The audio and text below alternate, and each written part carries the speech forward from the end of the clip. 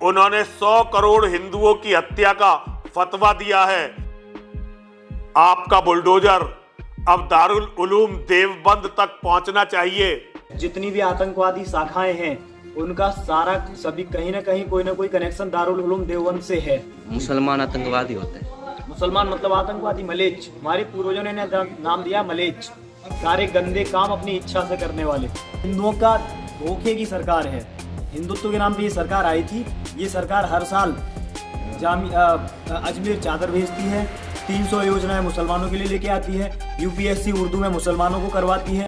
शिव शक्ति धाम डासना से मैं यति नरसिंहानंद गिरी।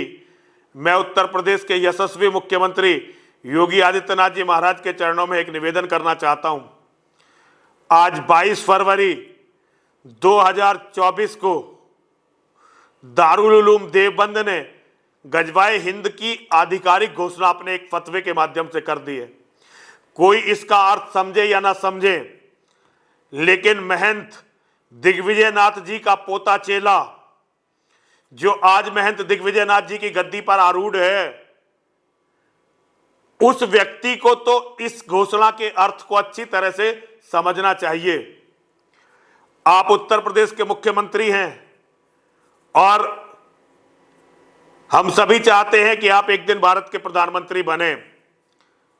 मेरा आपसे अनुरोध है, उन्होंने 100 करोड़ हिंदुओं की हत्या का फतवा दिया है। इसका अर्थ यही है, शब्द जाल से भ्रमित ना आप खुद हो और ना ही हिंदुओं को भ्रमित होने दें, क्योंकि आप हिंदुओं की आशाओं के एकमात्र केंद्र बिंदु हैं।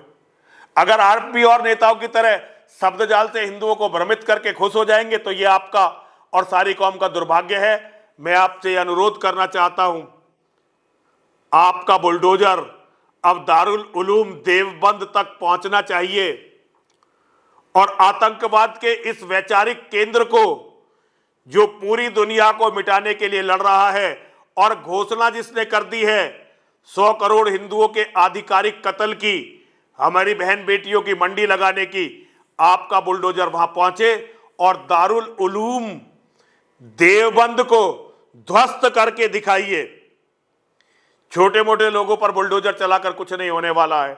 आज ही आपके बुलडोजर, मेरा अनुरोध है, दारुल उलूम देवबंद को ध्वस्त करिए।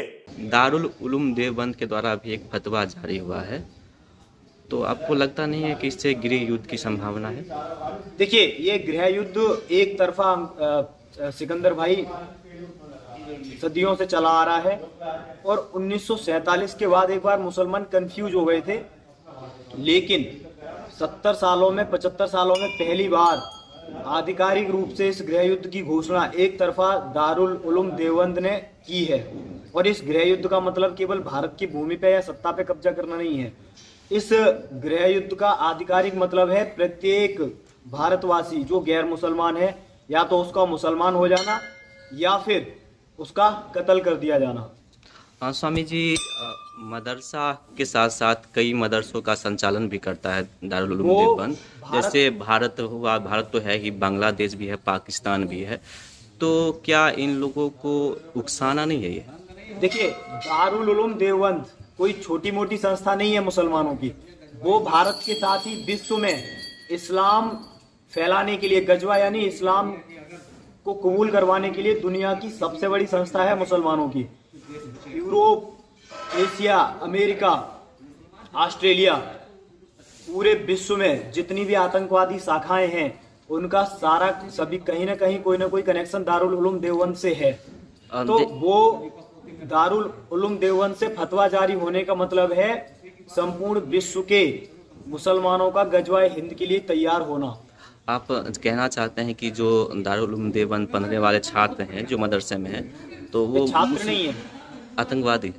जी बिल्कुल, वे सभी एक आतंकवादी कौम है और वो आतंकवादी आइडियोलॉजी पे चलने वाले लोग हैं। मुसलमान आतंकवादी होते हैं। मुसलमान मतलब आतंकवादी, मलेच्छ। हमारे पूर्वजों ने नाम दिया मलेच्छ, सारे गंदे काम अपनी इच्छा से करने वाले। तो देखा जाता है स्वामी जी, अभी योगी जी की सरकार है यहाँ, तो अलीगढ़ भी कई बार, अलीगढ़ जो विश्वविद्यालय है, कई बार विवादित बयान दिया है। देवबंद के द्वारा भी कई बार दिया गया, कई बार, अनेकों बार। तो इस पे बुलडोजर चलेगी? देखिए, हमारे गुरुदेव का जैसे कहना है, भारत के सभी हिंदू नेताओं में केवल योगी जी हैं जिनसे हम सबको उम्मीदें हैं, और हमें लगता नहीं है कि यहाँ पे बुलडोजर चलेगा। वैसे गुरुजी ने ये अपील की है योगी जी से कि आप इस पे बुलडोजर चला के दिखाएं, कीड़े मकोड़ों पे बुलडोजर चलाने से कुछ नहीं होगा। दूसरी बात, भारत के अंदर ये 18वीं, 19वीं और 20वीं सदी में जितनी भी संस्थाएं इस्लाम की खुली, ये भारत का गजवाए हिंद करने के लिए ही खोली गई। बंटवारा होने के बाद ये सारी संस्थाएं भारत में रह गई। स्वामी जी, भारत में दारुल उलूम देवबंद हो, AMU हो, जामिया मिलिया इस्लामिया हो, या ऐसी बहुत सारी संस्थाएं इस्लाम की हैं। अच्छा, आप सभी की सभी डरते भारत क्यों में हैं रह गई। इस बात से? डरते क्यों कि हमारे देश में सेना भी बहुत सारे हैं, सेना पे आपको भरोसा नहीं है क्या? देखिए, सेना आप कश्मीर के 5 जिलों में सेना है। आप देखते हो कभी 44 फौजी मारे जाते हैं। हमारी फौज केवल 5 जिलों में नहीं लड़ पा रही है। जिस दिन पूरे भारत में ये युद्ध होगा, हमारे पास इतनी फौज नहीं है। हमारे पास 13-14 लाख की फौज है, 10 लाख स्टैंडिंग, 23-24 लाख की फौज है। आपने अभी हल्द्वानी में देखा पुलिस कैसे भागी। जी। आपने देखा होगा पिछले साल शायद पुलवामा का अटैक जो हुआ था, सेना की गाड़ी के प्रत्यक्ष भारत में उन्होंने उतना, उड़ा दी। भारत में मुसलमान हमारे तो पास है उतने नहीं ना। संसाधन नहीं है। भारत फौज और में पुलिस नहीं मिला नहीं, भारत में मुसलमान तो है नहीं उतना कि आप उससे हार जाएंगे या फिर इस तरह की बात देखिए, करें। ये अगर किसी को नहीं दिखाई दे रहा है वो अंधा है। भारत में मुसलमान इतना है कि एक तरफा गृह युद्ध चल रहा है और हिंदुओं के कत्ल हो रहे हैं इस देश में। आपका सेकुलर पे क्या बयान है? देखिए, सेकुलर कोई चीज नहीं होती। सेकुलर मतलब हिंदुओं को मूर्ख बनाना। सेकुलर कोई है ही नहीं। या तो आप मूर्ख हिंदू कौन हैं बनाता है? या मुसलमान हैं। मूर्ख आप कौन बीच के बनाता है? राजनीति करने वाले या जो लोग इस्लामिक राष्ट्र तो का करना चाहते हैं सेकुलर वो। जो शब्द है ये राजनीति करने वालों के लिए केवल है? ये एक धोखा है। भारत के जो विशेषकर जो हिंदू नेता हैं, जो हिंदुओं का वोट लेने के बाद किसी भी हिंदुत्व के नाम पे ले लेते हैं और उसके बाद उन्हें मुसलमानों को भी वोट चाहिए, या मुसलमानों के पास उनकी कोई सीढ़ी है, या वो मुसलमानों से दबे हुए हैं, तो उन कमजोरियों को छुपाने के लिए कभी कभी या आपके हिंदुओं को भ्रमित करने आपके के लिए गुरुजी सेकुलर कहते हैं शब्द कि है। आप तो भारत की बात करते हैं, लेकिन गुरुजी कभी कभी कहते हैं आपके कि अगर मुझे पासपोर्ट मिल जाए तो मैं भारत छोड़ दूंगा। बिल्कुल, भारत का हिंदू निकम्मा है, सत्यता से बहुत दूर है। तो गुरुजी ने अपने जीवन के बहुमूल्य 27 साल इन हिंदुओं के लिए बोलने में दिए, और इन हिंदुओं ने उनको सुना भी नहीं, समझा नहीं। इनका बलात्कार हो ये रहा है भी तो हो इनकी बेटियों सकता है, का, और हिंदू उसको सुनना समझना नहीं चाहता। तो हिंदू इतने गुरुजी इतने दुखी हैं कि वो भारत छोड़ना चाहते हैं। कम से कम इजराइल जाएंगे, वहां लड़ने वाले उनके साथ तो होंगे। आप हिंदुओं की सरकार है फिर भी इतना व्यथा? नहीं, ये हिंदुओं की सरकार नहीं है, ये हिंदुओं का धोखे की सरकार है। हिंदुत्व के नाम पे ये सरकार आई थी। ये सरकार हर साल अजमेर चादर भेजती है, 300 योजनाएं मुसलमानों के लिए लेके आती है, UPSC उर्दू में मुसलमानों को करवाती है। ये हिंदुओं की सरकार नहीं है। 3200 करोड़ 3200 करोड़ का बजट है इस बार का। UPSC क्लियर करेंगे मुसलमान, फ्री में सरकार करवाएगी उनको। आप देखो, हिंदुवादी सरकार ये करती है क्या? जो अभी फतवा जारी हुई है दारुल उलूम देवबंद से, क्या इस पे कोई बड़ी कार्रवाई होगी? मुझे तो नहीं लगता कोई कार्रवाई होगी। मौलाना साद मरकज वाला, दिल्ली वाला आज तक नहीं पकड़ा गया, और आसाराम को अब एक बार बेल तक नहीं मिली, बूढ़े संत को। मौलाना साद से ज्यादा खतरनाक है क्या आसाराम बापू? मुझे नहीं लगता कोई कार्रवाई होगी। और योगी जी अगर कर दें तो ये बहुत बड़ी बात है। हम सब निवेदन करते हैं योगी जी से, गुरुजी ने उनसे निवेदन किया ही है पहले से ही। तो गुरुजी के हम शिष्य हैं, हम क्या कह सकते हैं गुरुजी के आगे? अगर दारुल उलूम देवबंद की ईंट से ईंट बजा दी जाए तो हम मानेंगे हिंदूवादी सरकार है। वैसे होना यही चाहिए। जो घोषणा दारुल उलूम देवबंद ने फतवा जारी करके की है, इसका सीधा सा मतलब है कि भारत का पूरी तरह से इस्लामीकरण कर देना, भारत में रहने वाले गैर मुस्लिम लोगों की हत्या कर देना।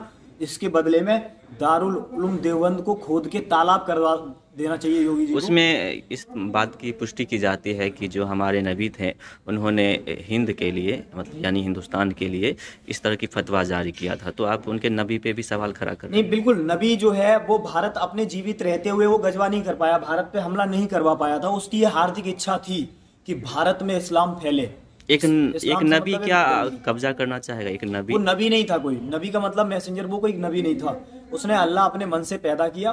उसके अल्लाह की सारी आयतें जो है उसी तो के कौन आसपास था? घूमती तो थी। कौन था वो? वो एक स्वघोषित मतलब था, मैसेंजर कहें तो। लेकिन वो मैसेंजर नहीं था किसी का, हम उसे नबी नहीं कह सकते।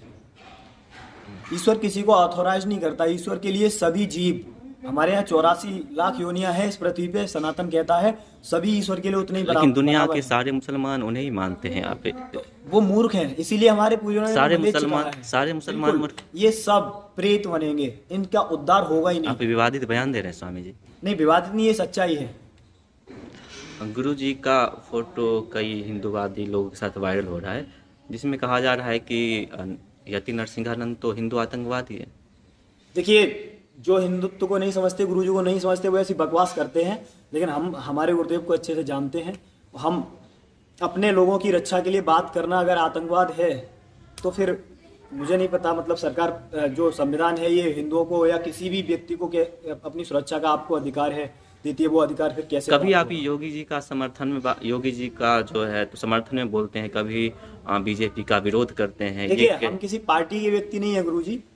हम अगर कोई कार्य अच्छा हो रहा है धर्म के लिए तो उसका समर्थन करते हैं। हमने गुरु जी ने क्या का भी मोदी जी समर्थन ने किया। मोदी जी ने कोई अच्छा कार्य नहीं किया? जब से मोदी सत्ता में आए अब तक तो नहीं किया है। जो उन्होंने किया उसका समर्थन भी किया गया था, लेकिन पता चला वो उल्टा हो गया हिंदुओं के लिए। 370 के बारे में क्या कहते हैं? देखिए, 370 आप ये बताओ, 370 आपने हटा दी, लेकिन एक कश्मीरी हिंदू वहां बसाया नहीं गया। आप बात करते हैं हिंदू राष्ट्र की। नहीं, वो तो प्रशासन की फेल्योर है ना। उन्होंने तो जो करना था किया। कहीं ना कहीं देखिए, हिंदुओं में डर भी तो है। प्रशासन या सेना, ये आप जानते हैं, रक्षा मंत्री, गृह मंत्री, प्रधानमंत्री के हाथों में है। जो आदेश मिलते हैं सेना वही करती है ना। तो बसाने का अगर आदेश मिला होता तो प्रशासन अवश्य ही ये काम करता। प्रशासनिक लोग कहते हैं भाई एक ऊपर से एक आदेश और आना कारण चाहिए। हो सकता है, वहाँ डर, हिंदू को डर हो, इस बात से नहीं जाना चाहता हो। तो फिर ये काम सरकार का है ना।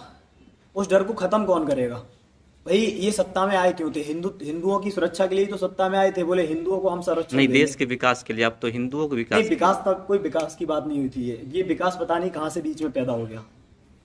जी स्वामी जी, आपने समय दिया इसके लिए बहुत बहुत धन्यवाद। आपका बहुत बहुत धन्यवाद। हर हर महादेव।